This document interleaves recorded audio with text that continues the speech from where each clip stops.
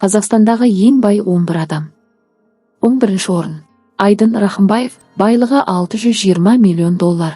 Бай Group холдингінің директорлар кеңесінің төрағасы. 10-ші орын. Эдуард Огай, байлығы $750 миллион.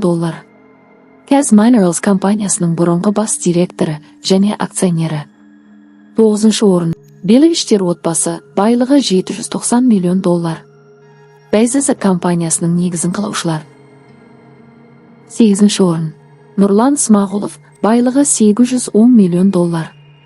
Астана Group компаниялар тобының иесі, автокөлік бизнесі. 7-ші орын. Сарсеновтар отбасы, байлығы $950 миллион. Фармацевтика сияқты салаларға инвестиция жасайды. 6-ші орын. Ибрагимовтар отбасы, байлығы $1,3 миллиард.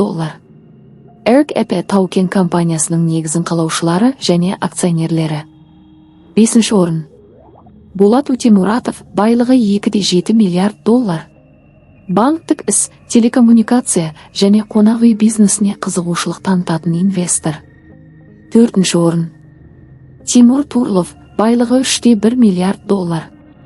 Freedom Holding Corp негізін қалаушы және бас директоры. 3-ші орын. Тимур және Динара Кулебаевтар, байлығы әрқайсысына $4,3 миллиард. Банк секторы, мұнай-газ өнеркәсібі және жылжымайтын мүлік саласы. 2-ші орын. Владимир Ким, байлығы $4,6 миллиард. Kaz Minerals компаниясының ірі акционері. 1-ші орын. Вячеслав Ким, байлығы $6,5 миллиард.